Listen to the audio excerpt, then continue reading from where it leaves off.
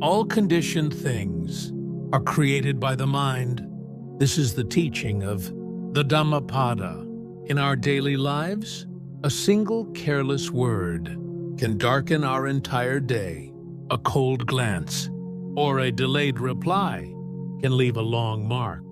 On the bottom of our heart, the other person may have already forgotten that moment, yet inside us, that scene plays over and over, creating fresh pain.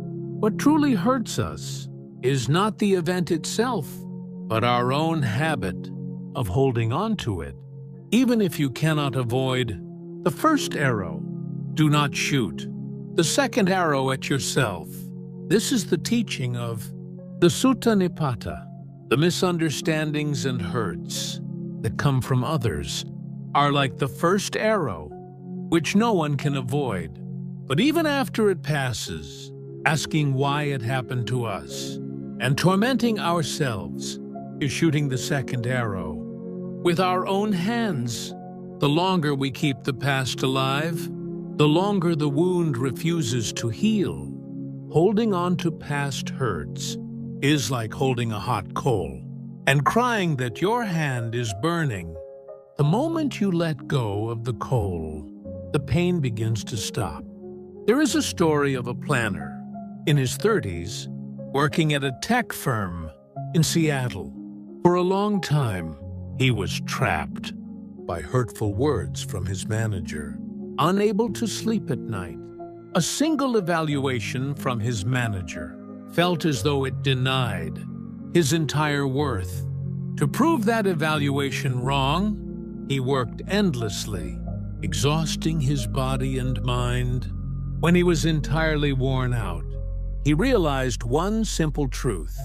His manager had completely forgotten those words, and he was the only one locking himself inside that memory. When he realized this, he took a quiet breath and laid down a heavy stone from the bag in his heart. When you stop surrendering your worth to the eyes of others, your life finally returns to you, like a mountain unshaken by the wind. A wise person is unmoved by praise or blame. This is the teaching of the Samyutta Nikaya. We often try to find our own worth in the approval of others. Kind words lift our minds, while cold criticism brings us down, but the judgment of others is like a passing breeze or a cloud without substance. We need a firm center that is neither conceited in praise nor discouraged by blame. When we fully accept ourselves, no evaluation from the world can disturb our inner peace. There is a story of a carpenter in his 50s shaping wood in a workshop in Vermont. A few years ago, a piece of furniture broke, and he faced severe criticism from a client. Feeling his dedication was denied, he blamed the world and could not pick up his tools. One morning, staring at the trees outside, he saw new leaves growing between broken branches. Even while he was trapped in the grief of a lost season, the trees were quietly continuing their life. He realized then that while broken furniture cannot be restored, shaping wood and planing timber was what he could do right now. From that day on, instead of regretting past criticism, he began working with the wood in his hands. The mind of the past cannot be grasped. The mind of the present cannot be grasped. The mind of the future cannot be grasped.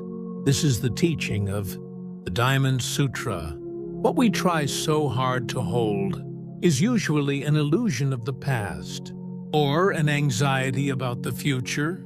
The past has already disappeared, and the future has not yet arrived. Neither has any real substance. Only this moment, where we stand right now, is real. When we bring our whole mind to the breath coming in and the breath going out, the weight of the past, and the worries of tomorrow quietly melt away. There is a story of a cafe owner in his 40s welcoming guests in London. For a long time, he carried a deep ache in his heart over a former business partner, the resentment of thinking, "How could they do this after all I did?" stole his sleep every single night. One day, a customer ordering tea looked at his face in the window and asked why he looked so burdened. With that question, he realized for the first time that he had been carrying the shadow of resentment all by himself. He accepted that his wish for others to act according to his desire had hurt both himself and others. Just as one meets the wind when it blows and seeks shelter when it rains, he decided to accept the choices of others as they are. When his heart reached that space, the heavy weight on his chest finally settled down, like wind not caught in a net, like a lion unstartled by sounds, walk alone like a rhinoceros horn. This is the teaching of the Sutta Nipata. Relationships in life flow according to their own seasons. Even if we try with all our strength to hold on, when conditions end, the relationship changes shape. Deep suffering arises when we try to resist that natural flow. Just as you cannot catch the wind with your hands, you cannot own the heart of another. Welcoming a bond with warmth and letting it go with grace is true compassion and the way to protect oneself. There is a story of a fisherman in his 60s, mending nets in a coastal town in Maine. After being betrayed by a close crewmate, he suffered great losses and fell into despair. Filled with hatred and resentment, he spent his nights awake, watching time pass by. One day, walking along the quiet shore, he watched the tide endlessly rolling in and out. The waves did not cling to past marks. They simply arrived and washed away. Watching them, he realized that the hatred in his heart was a fire burning himself. He decided to let go of hatred, not for the sake of his crewmate, but for his own peace. He knew he could not change the past, but mending the nets to head out today depended entirely on his own will. All conditioned things are impermanent. When one understands the truth of arising and passing away, one reaches quiet peace. This is the teaching of the Nirvana Sutra. Change is an unavoidable truth of the world.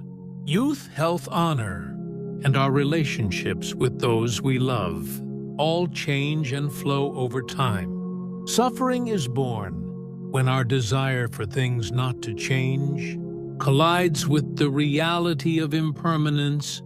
Wisdom is not grieving over change, but feeling deeply the preciousness of what is here right now. A warm cup of tea shared today, a quiet breeze outside the window. These simple moments are the true treasures of our lives. Rust is born from iron, yet it eventually eats away the iron itself. In the same way, hatred in the mind destroys oneself.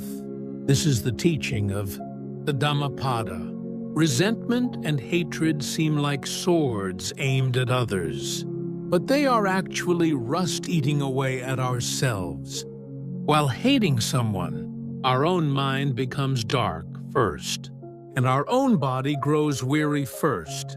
Letting go is not a favor granted to another. It is a wise choice to extinguish the fire inside one's own chest. When you reclaim ownership of your own mind, life finally becomes free. There is no sorrow for the awakened one, and no fear for one who has freed attachment. This is the teaching of the Dhammapada. Tonight, look gently at the heavy burdens left inside your mind. See whether what you were holding was truly for yourself or a chain binding you. Breathe in slowly, breathe out quietly, and gently open your closed hand. When your hand becomes empty, a new peace and freedom will quietly seep into your life. Namo Avalokiteshvara. The universe conspires to help you.